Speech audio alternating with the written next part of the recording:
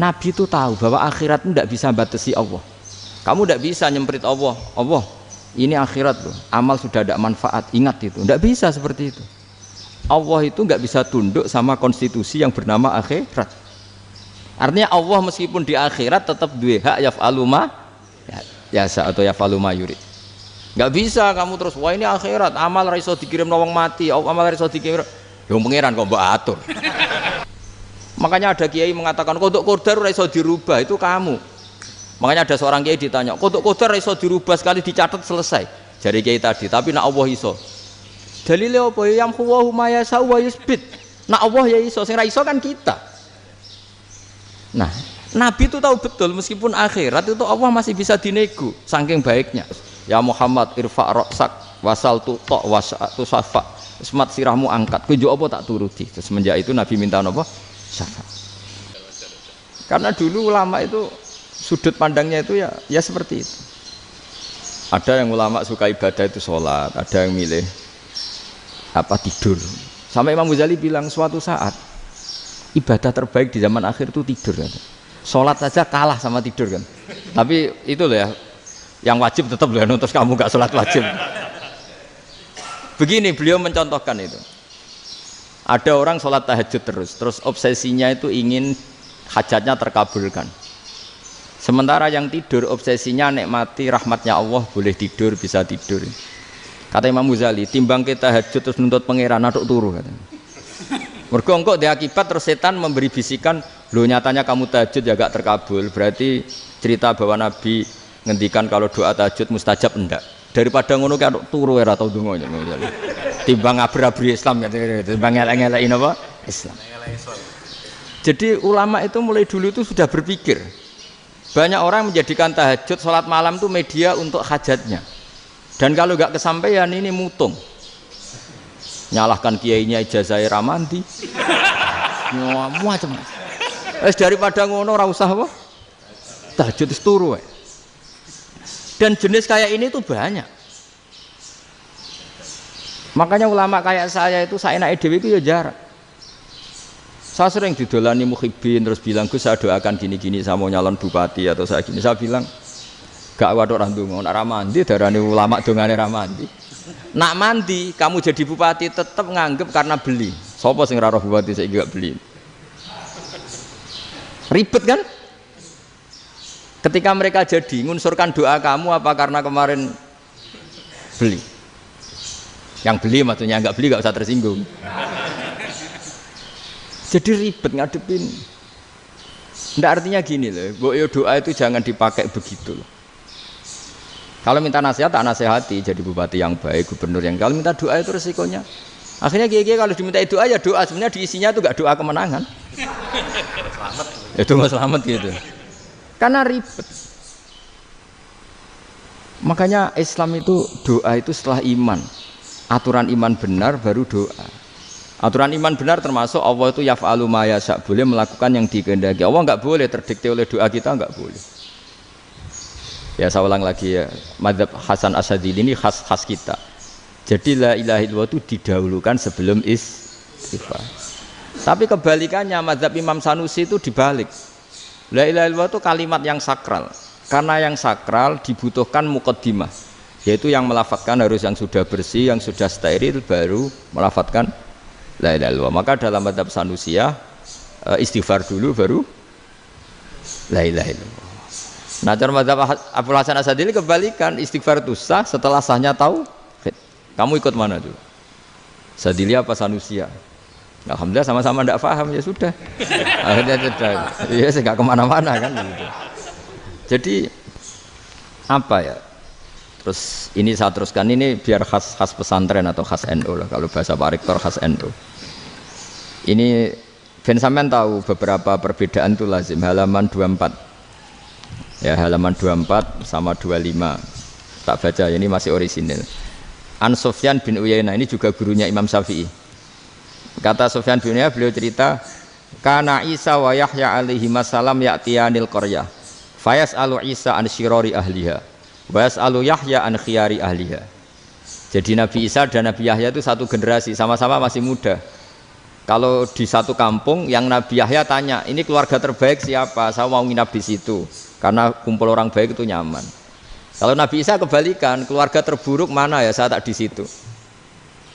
Nah terus akhirnya faqala lahu Yahya, lima tanzilu ala syirarin nas. Kenapa kalau kamu bermalam kok malah kumpul orang-orang yang nakal? Innama ana tabibun udawil mardo. Saya ini nabi, barat dokter. Di mana-mana dokter yang ngumpuli yang sakit, ngobati yang sakit. Makanya di NU itu ya banyak Kiai Jazab mengumpuli yang nakal-nakal. Nak tepak yang ngentas yang nakal, nak ora tepak ya katut. Ini adu nyali lah sudah gitu. Tapi itu ada ilmunya, yaitu niru Nabi siapa? Isa. Kalau kamu dokter penelitian tuh cari daerah yang banyak pandemi apa yang bersih? Yang banyak pandemi, karena yang namanya penelitian ya di situ kan. Kalau kamu dakwah ngentas kemiskinan, ke daerah miskin apa daerah kaya? Nah, sama kalau ngentas kefasikan, ke daerah fasik apa daerah orang soleh? Fasik. Ya, tapi itu Nabi Isa. Nah, kalau kamu tidak nabi kan potensinya kan ngantut itu. Tapi setidaknya bahwa kita sering disalahkan karena punya beberapa tokoh yang ngancani fasik-fasik, itu sebenarnya ada dalilnya, yaitu Nabi siapa? Isa. Nah terus masalah tegas dan lunak. Ketika ada mahasiswa misalnya pacaran, boncengan lanang dan perempuan, itu pilihan kita apa? Kalau tegas, terus gak mau mendengar kita. Misalnya gini contoh gampang, tak beri contoh Pak D. Jangan orang tua, nanti secara fikih itu beda. Nah ini kan kita orang pesantren, nah, biasa ngaji fikih detail. Kamu Pak D seorang perempuan, mahasiswi misalnya, sering pacaran. Setiap ke situ sama pacarnya kamu diam saja. Padahal kamu dosen keislaman. Mesti pawanaan kamu nyimpulkan, ternyata pacaran itu tidak apa-apa. Buktinya Pak D itu tidak negur, menengahi. Ini berarti as-sukut alal mungkar. Tapi kebalikannya, Pak D ini terkenal keras. Nak rono mesti ada aku ponaan. Akhirnya yura rono. Mesti ngerti nak mesti diamuk. Nah, dua orang ini sama-sama gagal kan? Yang lunak menjadikan ponakannya pacaran terus karena enggak negur sehingga dikira membolehkan. Sing keras juga enggak sempat bina wong rono era wani. Akhirnya dua orang ini sama-sama enggak ketemu, sama-sama enggak berkesempatan membina kan? Gagal membina kan? Karena yang keras ponakannya enggak pernah situ, berarti enggak bisa bina kan? Yang lunak membiarkan berarti juga ada bina. Nah, Islam itu antara dua itu. Ya agak terlalu lunak, nggak terlalu keras. Karena kalau terlalu keras, misalnya ada kiai terlalu keras, lu masyarakat mau tanya itu gimana? Lari kan? Lu saya ini punya pengalaman pribadi. Saya ini kan kecelok orang alim. Itu kalau pernah ya saya itu berusaha ya pokoknya ya umumnya orang alim lah, tenang terus anteng, nggak gejlok-gejlokan. Itu nggak ada yang tanya. Saya mimpi ketemu beberapa ulama itu disalahkan. Terus umat saya kalau mau tanya itu ke siapa? Wong alim wis wibawa, meneng tambah banget wibawane. Bala Quran sering gojlok rektor macam-macam. Terus wong wanita kok, saya biasa ke pasar pandangan dicegot orang. Gus, putri saya itu sering keluar darah tapi melebihi batas haid gini-gini. Kalau badhe sowan jenengan, gak usah sowan ning kene mbek ngadeg-ngadegan. Terus tanya, yang haid berapa hari, Gus? Ya supaya rudat ilal adat. Adat sebelum dia punya penyakit istihadah itu berapa? 6 hari ya sudah, kembali 6 hari lainnya mustahadah, tetap sholat, tetap normal. Tapi kalau sawi bawa, moro pasar gue tasbih seduwilu. Iku mesti wong salaman njaluk donga yakin. Tapi baru kayak rada uraan ketemu wong-wong, dol pening ndi? Mak pening ndi? Gus beneran Gus ketemu jenengan kula wingi badhe tua kok. Akhirnya tanya. Dadi uraanku iku amdan. Lho nek sampean asli, iki asli uraan. Karena ndak uraan lah tetap ndak wibawa kan. Jadi baru kayak uraan itu ya banyak. Saya itu kalau ngantor di Jogja itu banyak orang yang tanya. Ya biasa tuh tanya macam-macam. Karena saya uraan. Ke pasar ya orang, bahkan di bis sering ketemu orang. Wah beneran Gus kalau badhe sowan jenengan badhe tanya ini. Ya sudah di sini aja. Jadi semua itu diilmoni. Nabi itu punya sisi yang dua-duanya jalan. Memang beliau luar biasa, dipilih Allah yang luar biasa. Nabi ketika wibawa itu banyak sahabat yang bahkan mengenali wajahnya aja tidak bisa. Ka'anna ala ru'usihim at-tayr. Bayangannya seakan-akan di kepalanya itu ada burung yang takut terbang. Saking antengnya. Tapi Nabi sekali mengeluarkan job, sekali santai, itu sahabat tanya itu sampai yang nggak pantas ditanyakan. Nabi saya tadi kumpul istri saya, tapi tidak inzal, itu wajib mandi ndak. Aro'aita law anna ahadana ya'ti imro'atahu walam yunzil. Itu ya ditanyakan. Nabi pun kumpul itu betul sakit inzal sepundi. Guys, betul lagi. Terus ya ada yang tanya macam-macam. Ya saking ada sahabat dipanggil Nabi tambah lari, dipanggil lagi tambah lari. Panjenengan nyeluk, oh pas kula kumpul bojo kula. Lah kula kuwatir jenengan orang suci, saya belum mandi, makanya saya lari. Nabi ngendikan innamal mukmin thahir, ya nak masalah ketemu kiai ra apa-apa ijek junub. Penting kok nak salat ya dhisik. Tapi Nabi sekali pakai madzahirul jalal, tapi pakai wibawanya, itu orang enggak berani ngomong. Tapi sekali Nabi rileks, itu orang bisa tanya apa saja, termasuk halal yang enggak pantas. Loh, ada sahabat itu tanya lucu, tanya Maimunah. Maimunah itu ya cantik tapi sudah agak tua lah. Maimunah, ya umal mukminin, hukumnya ngambung bojo pas Ramadan piye? Wah gak roh aku, gak tahu diambungkan Nabi pas Ramadan. Tanya Saudah, wah malah orang arah diambung kalau Saudah itu kan wis tuwa itu. Lucunya istrinya dia jawab, tanya Aisyah yang mungkin Nabi, iya yang mungkin tanya Aisyah. Itu yang usul ya istrinya Nabi Maimunah. Selalu Aisyah, tanya be Aisyah. Ya Amirul ya umal mukminin gini-gini. Aisyah yang cantik masih perawan kan. Qabbalani Rasulullah bahwa oh Nabi biasa ngambung-ngambung pas Ramadan dan beliau tetap puasa. Akhirnya fakih ngarang kan wa takbil fi Ramadan wa tublah la tubtilu shauma ngambung ora. Iku ya udah biasa di sini. Ya nasib bojone ayu. Ndak ini artinya seasik itu gitu. Jadi garwane Nabi sing ngrasa rodok tuwa. Wah, aku ora tahu ya. Kok Aisyah. Serilek itu dulu itu. Maksudnya orang Islam pertentangan itu. Maksudnya ini ya balik semua ini bedanya orang pesantren sama orang kampus. Kalau orang kampus mau cerita agama itu rahmatan lil alamin, tapi nyontokno rileke ora iso. Agama itu rilek, tapi nyontokno rileke ora iso. Mergo ya rapati ngaji. Contohnya ora iso, dadi mau gawe kaidah kok Islam itu rahmatan. Jadi Nabi itu lah, Allah juga gitu. Allah itu kalau sudah memperlihatkan madzahirul jalal, itu mbok malaikat Jibril rawani. Ketika Allah dengan madzahirul jalal. Tapi kalau Allah dengan madzahirul jamal, madzahirul apa? Jamal. Iku yo gojol-gojol kan sampai makhluke yo gojol. Yo buli-bulian cara sakniki. Ya sampean delok ning hadis syafaat itu, akhiru man dakhalal jannah atau akhiru man kharaja minan nar, itu di beberapa judul. Ada seorang rojul yang ahli neraka ya, dintas mbek pangeran, terus ditudono swarga. Gusti, swarga, sengiler tok ora wong wayu, roh wis ngiler tok. Ngerjaluk Gusti mosok roh tok ora oleh mlebu.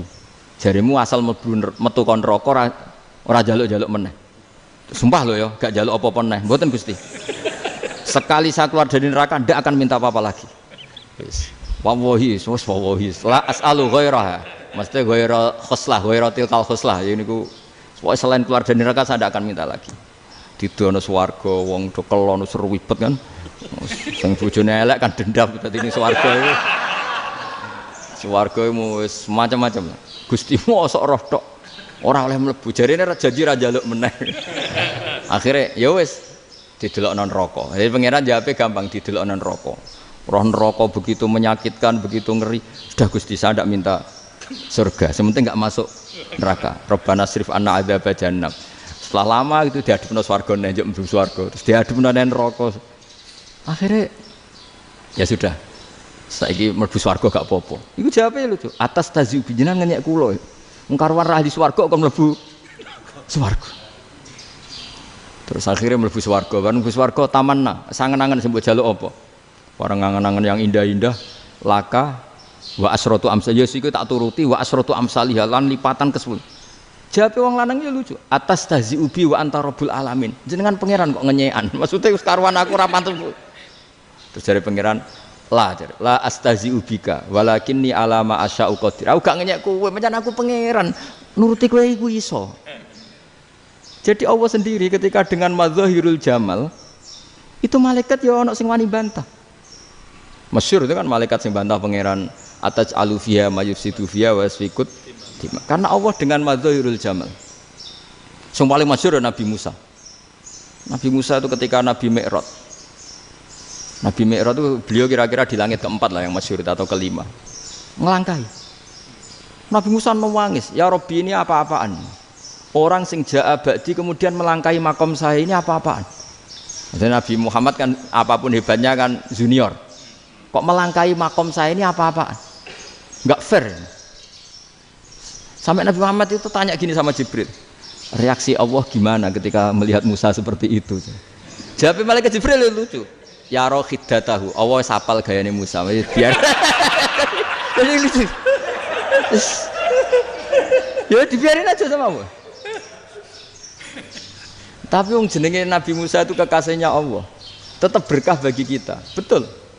Ketika setelah Mi'raj diwajibkan sholat 50. Gentenan Nabi Musa kelihatan nabinya.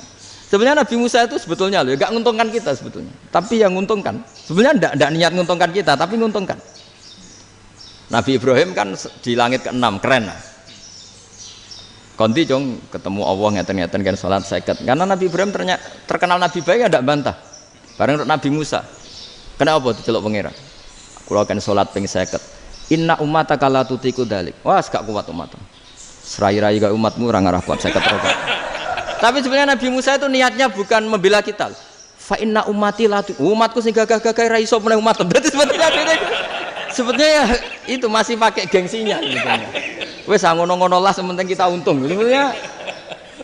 Sebetulnya dia itu enggak terima wong umat saya aja yang lebih kuat. Enggak kuat apalagi umatmu. Lah terus sebutin irji ila rabbika fas'alhu takhfif. Itu berarti Allah dengan madzahirul jamal.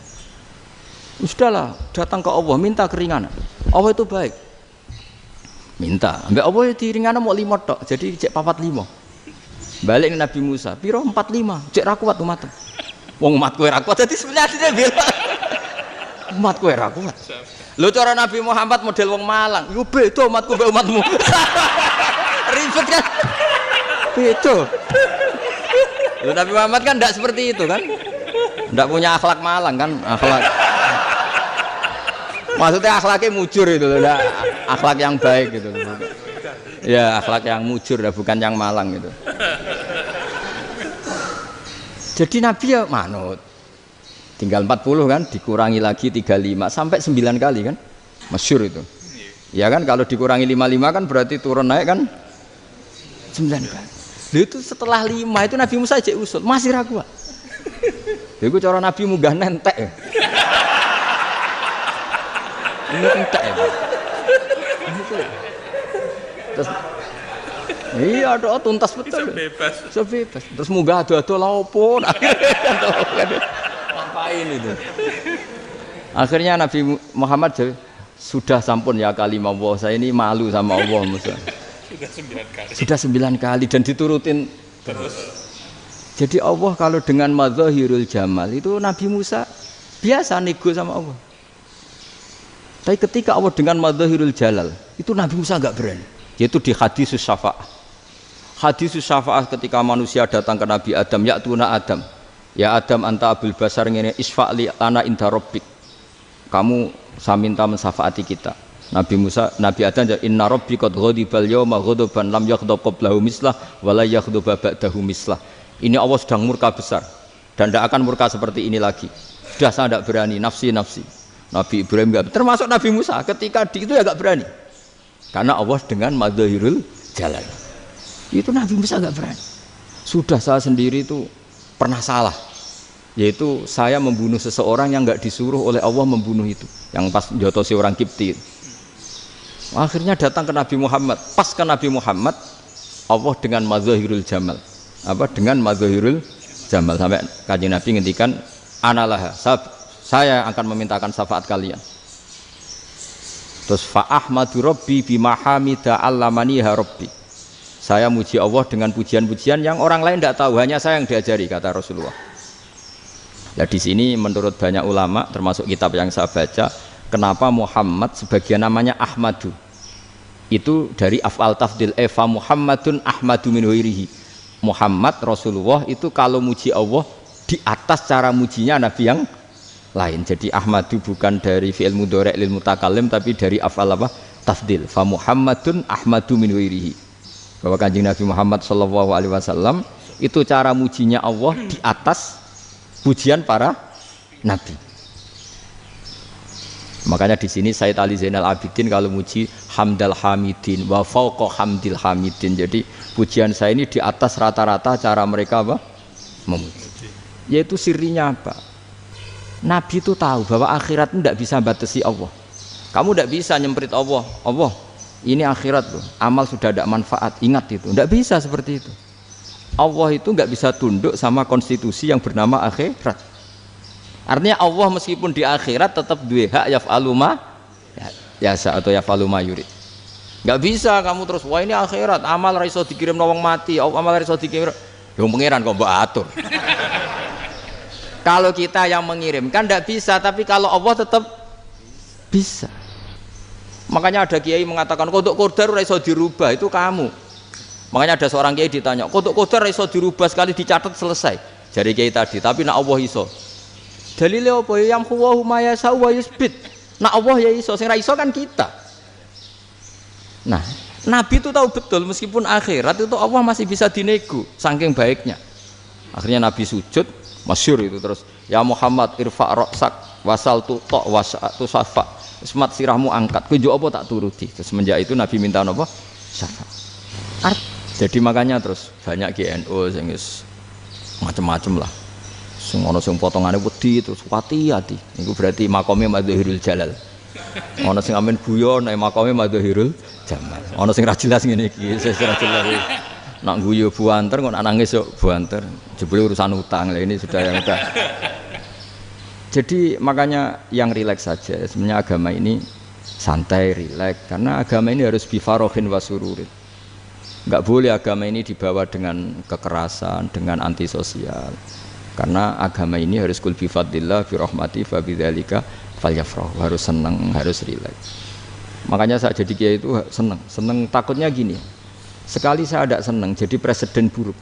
Ternyata jadi wong alim ora enak. Itu contohnya. Sampean merengut terus uripe susah. Nanti orang tidak berani jadi orang alim. Makanya saya akan buktikan bahwa saya lebih bahagia dibanding rektor. Nanti orang yang jadi rektor semua nggak ingin jadi orang alim. Iya, makanya ini kan bentuk kearifan lah. Jenengan ngakui fungsi kiai kayak saya itu bentuk kearifan. Saya juga ngakui jenengan itu butuh kearifan. Saya sering didolani KUA itu rata-rata ya didikan kiai.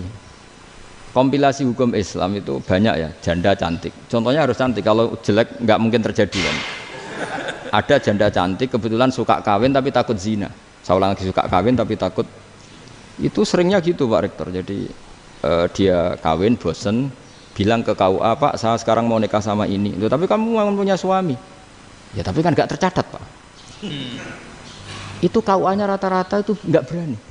Meskipun nggak tercatat karena secara fikih meskipun nggak tercatat tetap dia seorang perempuan yang bersuami. Maka nggak boleh nikah sama orang lain. Tapi secara hukum santri nggak bisa dong menikahkan perempuan sing dzati zaujin yang punya suami. Jadi ini barokahnya kerjasama yang baik. Jadi di masyarakat itu tertanam didikan kiai nggak boleh nikahkan perempuan yang bersuami, tapi di KUA ngikuti hukum formal. Dan di Indonesia itu KUA itu rata-rata konsultasinya ya sama kiai, sehingga ya nggak berani akhirnya meskipun aku ya udah mlebu rokok mbak gak iso.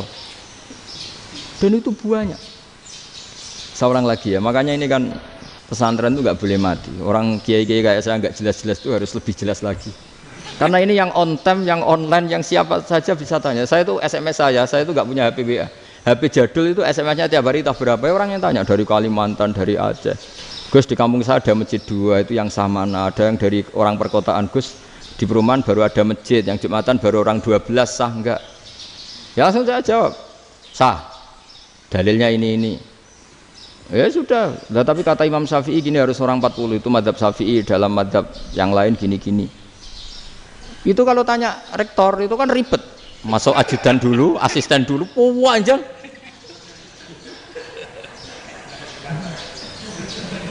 Wah itu kan ribet kan. Manggil dosen dekan VAI dipanggil, dekan VAI nggak mau langsung jawab, cari dosen yang nekuni itu. Usul fikih, saya nekuni itu baru seminar, nunggu dulu mbak ini orangnya baru. Panjang kan. Bisa tutup Islam kalau. Kesuwen. Coba kalau tanya kiai kan enggak ketemu di jalan. Dulu Mbah Zubair kata Mbah Mun.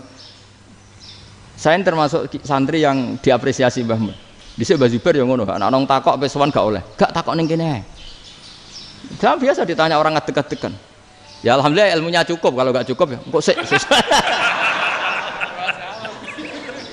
Jadi sebetulnya orang sopan itu ya agak-agak ada yang ditutupi sebetulnya.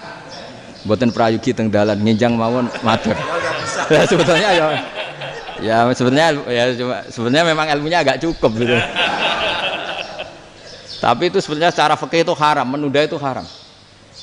Ya haram tuh, coba bayangkan ya, kalau tanyanya sekarang, Gus saya ini sudah keluar darah 1 bulan penuh, padahal normalnya hanya 6 hari. Saya nanti sholat enggak? Kalau nginjang mawon dugi kula, berarti kan hari ini belum ada keputusan. Sholat apa enggak kan? Tapi karena modus tadi, boten prayogi nggih ngendikan ngoten teng dalan nginjang tengen kula. Itu kemungkinannya 2, sopan atau goblok, itu saja. Kayaknya kalau sopan enggak lah. Kayaknya enggak lah kata saya. Karena secara fikih itu jelas haram. Bagaimana mungkin sesuatu yang harus dipraktekkan nanti duhur dijawab besok, berarti duhur, asar sampai subuh belum ada jawaban, berarti enggak ada sholat kan? Makanya dibutuhkan orang-orang alim yang kultural seperti ini, dan NU menghormati kultural. Tapi Mbah Mun juga sangat menghormati Islam formal, karena tadi produk-produk formal itu bisa dilembagakan oleh negara, dan itu kita ikut untung. Makanya Mbah Mun itu kalau punya tamu KUA, punya tamu polisi sampai pejabat itu. Kenapa saya contohkan KUA? Supaya jangan kira seperti pendapat orang-orang hasud, wah ya mesti aja disolani presiden seneng, menteri seneng. Enggak juga. Sebenarnya semua kiai itu mulai KUA sampai polisi, polsek, polres itu seneng semua. Karena sama-sama diajak mengawal bangsa ini, diajak mengayomi semua masyarakat. Tapi kadang-kadang masyarakat ngeritiknya, jenenge kiai disolani menteri ya seneng, presiden. Padahal yang sowan kiai itu ya mulai KUA, Kapolsek, kepala desa, RT, mudin. Itu mudin kalau tanya ya lucu-lucu. Gus kalau nate nyembelih pitik kemanian, pitike gede man. Akhirnya wis ngerti nak kemanian langsung tak sebelah meneh. Terusane ku sah ta ora. Ribet. Ya tak jawab, lah pitike masih ku jek urip ta ora? Terus urip Gus. Wis sah cara mazhab Malik kerja urip. Karena itu ada perdebatan antara mazhab Malik dan mazhab Syafi'i. Nah, cara Imam Syafi'i itu agak ketat. Hewan yang punya kehidupan sudah mutharibah, misalnya ayam jago, contohnya harus jago, karena kalau ayam kecil diikhlaskan haram. Jadi yang cilik wae kan gitu. Fikih itu ya, fikihnya orang Indonesia itu pecundang. Kalau ayam kecil nggak ditanyakan, mate ra wis. Kalau jago ditabrak truk kejet. Andai kan nggak disembelih pun mesti mati. Itu cara mazhab Syafi'i itu haram. Karena penyembelihan ini tidak menjadi penyebab kematian, tapi memang karena kecelakaan tadi. Tapi cara mazhab Imam Malik enggak. Andai kan nggak disembelih, matinya kan 2 menit lagi atau 1 menit lagi. Andai kan nggak disembelih, berarti mati sekarang itu bawaan pisau apa bawaan kecelakaan? Ya sudah halal gitu caranya. Nah akhirnya ya saya bilang ya sudahlah kita semuanya Malik. Jadi cara debat, cara Imam Syafi'i enggak, cara berpikir itu sudah tidak kehidupan yang normal. Yang dimana-mana penyembelihan itu mematikan yang hidup normal. Jadi agak ketat. Sehingga dalam contoh kemanian, kalau dalam bahasa Jawa nyembelih agak sempurna terus pesonya jatuh atau apa itu, kalau pakai mazhab Syafi'i agak kesulitan. Jadi kalau mazhab Malik asal diselesaikan secara fauron, dan juga sebagian mazhab Syafi'i itu halal. Nah orang mesti tanya gitu, Gus, wedhusku tabrak truk, man Gus kejet-kejet. Nak pitik cilik ra ditakokno. Makanya termasuk kritiknya Mbah Mun, tapi ini mazhabnya Mbah Mun ya. Kamu boleh ikut boleh ndak, karena ini urusan ndak penting. Dewe wong-wong lucu, nak ditakoki yuyu muni haram mergo amfibi. Yuyu ngerti sampean? Yuyu nggih. Tapi nak ditakoki kepiting muni halal. Mergo nak yuyu haram gak eman, nak kepiting eman. Padahal alasannya coba, kenapa yuyu haram? Karena amfibi kan, bisa di air. Pertanyaannya, kepiting seperti itu ndak? Nah, tapi kepiting kalau haram kan eman. Karena besar kan. Kalau yuyu silahkan haram kan gitu. Artinya apa? Fikih kita ini agak-agak pecundang gitu, agak-agak pertimbangan. Iya, ini lucu kan? Kualitatif. Coba alasannya yuyu haram karena apa? Amfibi kan? Hidup dua alam. Pertanyaannya kepiting seperti itu enggak? Iya. Iya, kenapa kalau orang tanya, yuyu haram apa halal? Rata-rata jawab haram. Tapi kalau kepiting mulai khilaf. Loh mestinya kan sama kan? Lah itu Karena unsur imannya. iya tadi. Saya juga sering melihat tonggo-tonggo itu. Ayam cuwilik sakmene ketabrak truk, enggak ada yang tanya. Tapi saya pernah jalan-jalan di Narukan sini.